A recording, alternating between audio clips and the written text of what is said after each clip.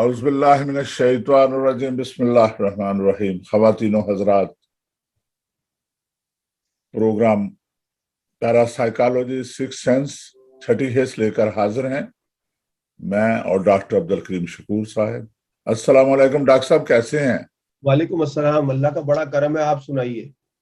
بس ٹھیک ہوں. ڈاکٹر صاحب یہ بتائیں کہ یہ جو پیرا سائیکالوجی میں بے شمار اس کے حصے ہیں کہ اس میں کس طریقے سے انسان اس کو محسوس کرتا ہے اور آپ اس کو دیکھتے ہیں، آپ اس کو محسوس کرتے ہیں، اس کی رہنمائی فرماتے ہیں. تو یہ سبجیکٹ کافی پیچیدہ بھی ہے کئی جگہ پہ، لیکن جو سمجھانے والے ہیں، جو سمجھدار ہوتے ہیں، ان کے لیے یہ آسان بھی ہے. آپ اس حوالے سے کیا کہتے ہیں؟ یہ ہے کہ اس میں کئی موضوعات ہوتا کیا ہے کہ کوئی بھی چیز جب تک سائنٹیفکلی ثابت نہ ہو جائے وہ پیرا سائیکولوجی میں رہتی ہے، اور جب وہ سائنٹیفکلی ثابت ہو گئی تو اب وہ پیرا سائیکولوجی سے نکل گئی. یعنی پیرا سائیکولوجی کا مطلب یہ کہ ہمارے پاس اس کا کوئی سائنٹیفک ایویڈنس نہیں ہے. ٹھیک. اب اس میں ہم نے سننے والوں کے لیے اور بہت ساری چیزیں بھی شامل کی ہیں، جیسے مختلف کلٹ جو کلٹ ہوتے ہیں، جو مختلف چھوٹے چھوٹے ریلیجنز جو بنے مختلف اوقات میں، لوگوں نے تحریکیں شروع کی مختلف قسم کی، ان کو بھی ہم نے اس میں شامل کیا تاکہ لوگوں کی دلچسپی برقرار رہے. آج ہم بات کریں گے جن موضوعات پر مختلف ہیں، جیسے سائنٹولوجی. یہ جو ہے اس کا بڑا مشہور چرچ ہے، اس کو کہتے ہیں دی چرچ آف سائنٹولوجی. دنیا بھر میں اس کی برانچز ہیں. یہ ایک مذہبی تحریک ہے جس کا بانی جو بانی ہے وہ رونلڈ ہے. رونلڈ نے یہ شروع کی تھی 1950 میں. اور اس کے جو ہے کافی جو ہے اس کی برانچز ہے. انگلینڈ میں جو برانچ ہے اس میں خود ذاتی طور پر گیا تھا، اور وہاں پر جو ہے وہ لوگ مختلف قسم کی مشقیں کر رہے ہوتے ہیں، ایکسرسائز کر رہے ہوتے ہیں، دماغی مینٹلی ایکسرسائز بھی کر رہے ہوتے ہیں. کہیں کوئی پینڈولم کے ساتھ کچھ کر رہا ہے، کہیں کوئی لکڑی کے کچھ ٹکڑے ہیں جن پہ نمبر لکھے ہوئے ہیں. پھر ان کی کتابیں بہت ہیں، انہوں نے بے انتہا کتابیں ان کی شائع ہوئی ہیں. اور اس کے بارے میں تفصیل سے جو ایک کتاب چلی ہے اس کا نام ہے، اس کتاب کو لکھا تھا اووی گیریسن نے، The Hidden Story of Scientology. یہ کتاب 1974 میں شائع ہوئی تھی، جس میں تمام تفصیلات جو ہے اس کے بارے میں موجود ہیں. The Church of Scientology برطانیہ میں ہے، اور بڑا ہی خوبصورت، یعنی ایسی جگہ انہوں نے چنی ہے، اس کو بنایا ہے کہ آپ کو لگتا ہے کہ آپ کسی ہالیڈے ریزورٹ میں آئے ہیں. اور اس میں باقاعدہ لیبورٹریز ہیں، کمرے ہیں، بہت سارے یعنی لوگ وہاں ہوتے ہیں. پھر ایک چیز ہے تھیوسوفی. تھیوسوفی جو ہے یہ کراچی کے اندر اگر ہم دیکھیں، یہ اصل میں یہ بھی ایک مذہب ہے جو امریکہ میں شروع ہوا تھا 19ویں صدی میں. 1875 کے اندر ایک رشین امیگرینٹ تھی جو امریکہ میں تھی، ہیلینا بولواٹسکی. اس نے اس کی بنیاد ڈالی، اور اس کے اندر جو ہے نا یورپ اور یعنی ہندوازم، بدھزم وغیرہ کی جو کچھ چیزیں ہیں وہ بھی اس میں شامل میں نے دیکھی. دراصل یہ جو لفظ ہے تھیوسوفی، یہ دو لفظ ہیں، یونانی الفاظ ہیں. تھیو اور صوفی کا مطلب خدا، دانشمندی، یا ہم جو عام طور پر کہتے ہیں حکمت الہی. تو یہ اس سے بنا ہے یہ تھیوسوفی. اس کے 3 مین جو تھے وہ اہم ترین پلر جس کو کہیں ہم، کہ عالمی مذاہب کا مطالعہ کرنا، انسان میں پوشیدہ مافوق الفطرت قوتوں کو جاننا، اور مذہب، رنگ اور نسل کی تفریق کے بنا بھائی چارہ دنیا بھر میں قائم کرنا. اب پوری دنیا میں اس کے دفاتر موجود ہیں. یعنی یہ تھیوازم سے نکلا. یہ تھیوازم یعنی تھیزم کہتے ہیں خدا کو ماننے کا نظریہ، اور مونو ایتھیزم ہوتا ہے ایک خدا کو ماننے والے، جیسے ہمیں مسلمان ایک خدا کو ماننے والے ہیں، مونو ایتھیسٹ ہیں. اور جو خدا کو نہیں مانتے وہ ایتھیسٹ ہوتے ہیں، ملحد. تو یہ ہندوستان، امریکہ، پاکستان، کئی جگہ ان کی موجود ہے. اور ہندوستان کی جو عینی بسانت ہے جنہوں نے اسلام کے بارے میں بھی بہت کچھ لکھا ہے، انہوں نے بھی اس تھیوسوفی مذہب کے حوالے سے بہت کام کیا ہے۔ کراچی کے اندر جو بڑی سی شاہراہ ہے جس کو علاقے کو کہتے ہیں سعید منزل، وہاں پر ریڈیو پاکستان کراچی ہے۔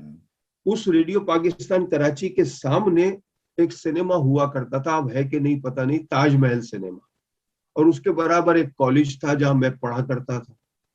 تاج محل سنیما کے برابر میں تھا تھیوسوفیکل ہال، اچھا، اور اس تھیوسوفیکل ہال میں ڈرامے ہوا کرتے تھے۔ جو بڑا مشہور ڈرامہ سبحانی با یونس کا ڈرامہ ہے مرزا غالب بندر روڈ پر، اچھا اچھا اچھا، یہ وہیں ہوا تھا۔ تعلیم بالغان وہیں ہوا تھا۔ یہ وہاں ڈرامے رات کے وقت میں شام میں ہوا کرتے تھے۔ اس کے برابر تاج محل سنیما تھا۔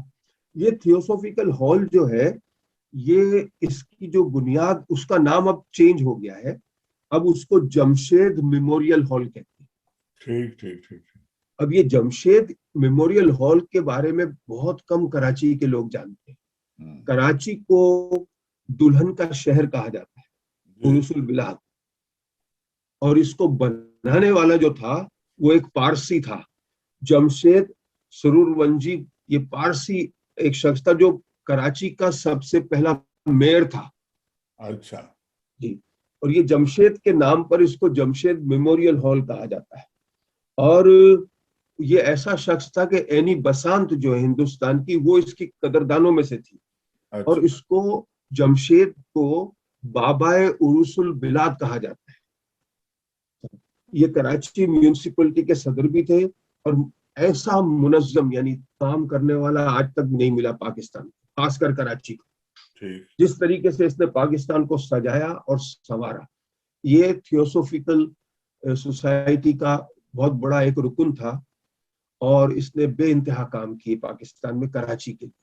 کراچی کی سڑکیں ہوں، کراچی کے بازار ہوں، کراچی کو سنوارنا ہو، اس نے ایز اے میئر کراچی کے لیے بہت کام کیا۔ تو اسی کے حوالے سے اس کو یہ نام دیا گیا کہ تھیوسوفیکل ہال کو جمشید میموریل ہال کہا گیا۔ تھیوسوفی جو ہے، اس کے میں نے کچھ سیشنز جب میں پاکستان میں تھا اٹینڈ کیے تھے رئیس امروہی کے ساتھ، اور اس میں جو ہے وہ بنیادی طور پر، یعنی یہ جتنے بھی دوسرے مذاہب جو ہم دیکھتے ہیں نا، جو مذاہب ہے، جیسے ہندوازم ہے، سکھ ازم ہے، بدھ ازم، اسلام، کرسچینٹی، جوڈائزم، اس کے علاوہ جو یہ چھوٹے اور جو مذاہب جن کی بنیادیں ڈلی، یہ زیادہ تر فلسفے کی بنیاد پر بنے تھے۔ یعنی ان کی ہر تحریک کے پیچھے کہیں نہ کہیں فلسفے کا عنصر ضرور ملتا تھا۔ جی جی۔ اب یہ تھیوسوفی جو ہے، اس میں آپ دیکھیں جو ان کے فلسفے ہیں، کہ ان کا پہلا کام یہی تھا کہ عالمی مذاہب کا مطالعہ کرنا، جی جی، اور انسان میں پوشیدہ مافوق الفطرت قوتوں کو جاننا۔ تو یہ ایسے یعنی ان کے یہاں سیشنز ہوتے تھے، ایسے لیکچر ہوتے تھے جس کے اندر ان چیزوں کو جانا جاتا تھا، اور اس پہ یہ کام کرتے تھے۔ پاکستان میں یہ کافی مقبول تھی یہ سوسائٹی، تھیوسوفیکل سوسائٹی، اور اس کے بہت سارے لوگ ممبر تھے، کچھ لوگ پوشیدہ ممبر بھی تھے، کیونکہ وہاں پر ذرا یہ تھا کہ بھائی ہم یہ کریں گے تو لگے گا کہ میں مسلمان ہوں اور میں دوسری اس چیز میں کیوں جا رہا ہوں۔ لیکن یہ ہے کہ ایز اے مسلمان بھی ہم کو مختلف مذاہب اور کلٹس جو ہیں ان کا مطالعہ کرنا بہت ضروری ہے، معلومات ہونی چاہیے ایز اے نالج، تاکہ جب کہیں ہمارے بچے ہم سے کوئی سوال پوچھیں تو ہمارے پاس کم از کم اس کے بارے میں کوئی جواب تو موجود ہو کہ بھئی یہ تھیوسوفی کیا ہے۔ تو یہ ایک موضوع تھا، میں نے کہا اس پہ بات کریں۔ اس کے علاوہ اگر آپ دیکھیں تو ایک ہے چیز آریہ۔ آریہ جو ہے، یہ آریہ نظام ان چند اصولوں کو اپنا کر زندگی گزارنے کا نام ہے جس سے انسان روحانی طور پر بلند ہوتا ہے۔ تو یہ آریہ جو ہے، یہ آریہ نظام کا جو بانی تھا وہ ارسطو تھا۔ 1931 میں بولیویا میں یہ پیدا ہوا، اور اس نے اس کی بنیاد ڈالی تھی۔ ابتدائی دور میں اس نے جین، صوفیزم اور قبالہ کو پڑھا۔ قبالہ کے بارے میں بھی ہم ہمارے پروگرام میں ایک دن بات کریں گے۔ پھر اس نے پیرا سائیکولوجی کا ایک اسکول قائم کیا اسی شخص نے۔ ارسطو وہی جس کو یونانی مبلغ کہتے ہیں؟ نہیں، یہ اوسکر۔ اچھا، اوسکر وہ ارسطو تھا جس کو ارسطوٹل کہتے ہیں، ہاں، یہ اوسکر تھا۔ اور یہ تو ابھی 20ویں صدی کی پیدائش ہے نا, وہ تو بہت پرانا, وہ تو بہت ہزاروں سال. تو اس نے جینزم پڑھا, صوفیزم پڑھا, اور پیراسائیکولوجی کا ایک اسکول قائم کیا جس میں 4 مختلف مضامین پڑھائے جاتے تھے. اچھا. یعنی 40 دن کا روحانی ٹریننگ پروگرام تھا جس میں مراقبہ اور ٹیلی پیتھی شامل تھی. ٹھیک ہے. اس کے بعد 21 دن کا روحانی ٹریننگ پروگرام تھا روشن ضمیری کے نام سے. اس کے بعد 3 مہینے کا پروگرام تھا تیسری آنکھ کے مظاہرے کا. اچھا اچھا. پھر اس کے بعد 1 سال کا ایڈوانس پروگرام تھا احرام مصر کی تحقیق پر تربیتی پروگرام. اچھا. اب یہ جو پہلا ان کا جو سیشن تھا 40 دن کا مراقبہ اور ٹیلی پیتھی, تو یہ ٹیلی پیتھی کے لیے بعد میں جو ہے وہ شمس الدین عظیمی صاحب پاکستان میں, انہوں نے کافی کام کیا اس پر, روحانی علاج کے ماہر سمجھے جاتے, اور ان کا اپنا مکتب تھا کراچی کے اندر. پھر پوری دنیا میں وہ جاتے رہے, ان کے بیٹے بھی اب کام کر رہے ہیں, اور ٹیلی پیتھی پر انہوں نے کتابیں بھی لکھی. اور ٹیلی پیتھی دراصل کیا تھا کہ بہت سے لوگ اس کے بارے میں اچھا وہ بھی رکھتے ہیں گمان, اور بہت سے اس کے خلاف تو نہیں ہے مگر اس پر یقین نہیں رکھتے. مثال کے طور پر ٹیلی پیتھی کیا تھی کہ آپ 40 دن تک کچھ مشقیں کریں گے جس میں سانس کی مشق ہوگی, ارتکاز توجہ جس کو کہیں ہم, کہ آپ ایک کاغذ کے اوپر ایک بلیک کلر کا دائرہ سا بنا لیں چھوٹا سا, اور اس کو دیکھیں بغیر پلک جھپکائے, جتنی دیر دیکھ سکتے ہیں. جب پلک جھپک گئی آپ پھر دوبارہ شروع کریں مگر زور نہ دیں آنکھوں پہ. اب جب آپ ایک کرتے جائیں گے 1 دن 2 دن 3 دن, تو تھوڑے دنوں کے بعد آپ کو ایسا لگے گا کہ اس دائرے کے چاروں طرف ایک سفید رنگ کی روشنی کا حالہ گھوم رہا ہے.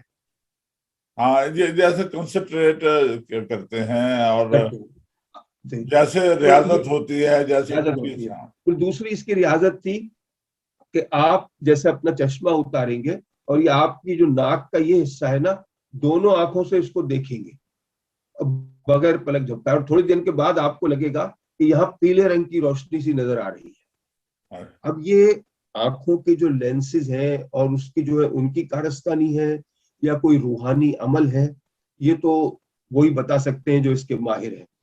لیکن یہ ارتکاز توجہ کی مشقوں سے یہ ہوتا تھا کہ آپ کا کنسنٹریشن کا جو لیول ہے وہ ہائی ہو جاتا ہے.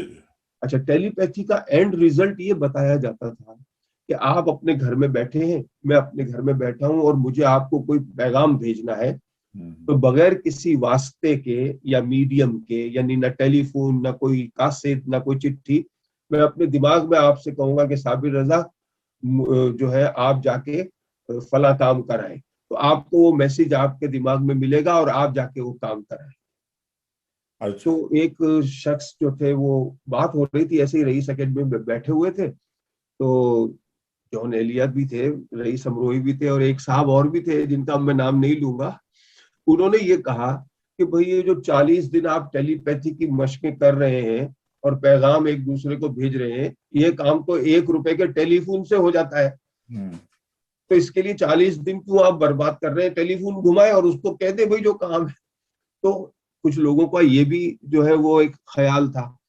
تو بہرحال یہ ان کی یہ جو ٹیلی پیتھی وغیرہ کی یہ تھی. دوسرا تھا 21 دن کا جو روحانی پروگرام تھا روشن ضمیری.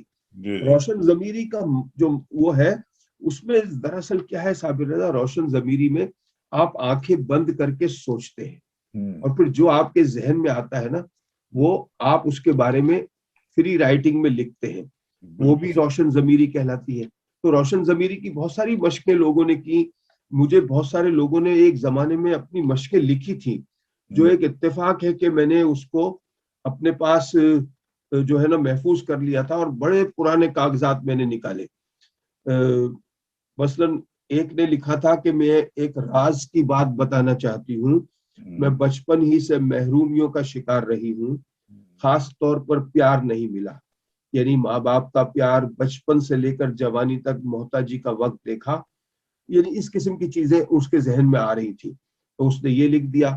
ایک نے یہ لکھا کہ ہاں, ایک نے برطانیہ میں ہی ہوا یہ واقعہ کہ ایک لڑکی جو تھی وہ اس کو شادی کرنی تھی اپنی مرضی سے, ماں باپ راضی نہیں تھے, تو وہ گھر سے بھاگ گئی. یہ کئی کیسز ہوئے ہیں برطانیہ میں, پاکستان میں بھی ہوئے ہوں گے, دنیا میں ہوتے ہیں. اور جب اس کے ماں باپ نے مجھ سے رابطہ کیا تھا کہ کچھ ایسی کوشش کریں, کوئی بچی واپس آ جائے یا پتہ تو چلے کہ وہ ہے کہاں, تو بڑی مشکلوں سے ڈھونڈ ڈھانڈ کے اس کا پتہ نکالا گیا اور اس لڑکی سے میں ملا. اس نے مجھے ایک جو بات بتائی, اب میں یہ نہیں بتا رہا کہ اس کا تعلق کس مذہب سے تھا, یہ ایک کانفیڈینشیل بات ہے, مگر جتنے بھی مذاہب کے لوگ یہاں رہتے ہیں ہم برطانیہ میں, ان میں سے یہ ایک مذہب سے اس کا تعلق. اس نے مجھے یہ کہا کہ بھئی میری شادی جو ہے وہ ملک میں طے کر دی گئی تھی ایک 45 سال کے آدمی سے, جبکہ میری عمر صرف 20 سال ہے, اور مجھے یہاں جس سے شادی کرنی تھی اس سے مجھے کرنے نہیں دی جا رہی تھی. تو رات کو جب سب سو رہے تھے 2 بجے, تو میں نے ہماری مقدس کتاب اپنے ہاتھ میں لی اور میں نے یہ دعا مانگی کہ اگر میرا اس گھر سے بھاگنا صحیح نہیں ہے تو کسی کو بھی اٹھا دینا اور مجھے روک دینا, اور اگر یہ میرے حق میں بہتر ہے تو مجھے یہاں سے نکال دینا. اور میں نکل گئی. اب میرے پاس اس بات کا کیا جواب ہو اس کے, تو یہ اس باقاعدہ میرے پاس یہ رائٹنگ میں ہے وہ لیٹر.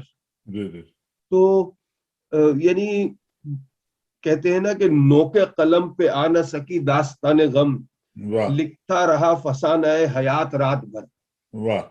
تو کبھی کبھی ایسا بھی ہوتا ہے کہ زخم دل, زخم جگر, زخم زندگانی, ہزاروں زخموں سے مل کر بنا ہے میرا وجود. تو اس طرح کی یہ روشن ضمیری کی کئی چیزیں ہیں جو لوگوں کے ساتھ ہوئی. لوگوں نے اس کے بارے میں لکھا کہ آپ کی رہنمائی کا شکریہ, اور میرے ذہن میں بہت سے سوالات اٹھتے تھے, مثلاً یہی کہ ایلیا کے کیا معنی ہیں, اس لفظ کو اتنی اہمیت کیوں حاصل ہے. میں نے پہلی بار یہ لفظ شاید ایک بائبل کے اردو ترجمے میں پڑھا تھا, لیکن اس وقت میں کافی چھوٹی تھی, نہ ترجمہ میری سمجھ میں آیا نہ لفظ کا مطلب. خیر, تو اس قسم کی چیزیں یہ روشن ضمیری. اس کے بعد ان کا تیسرا جو کام تھا, تیسری آنکھ کے مظاہرے کا تربیتی پروگرام.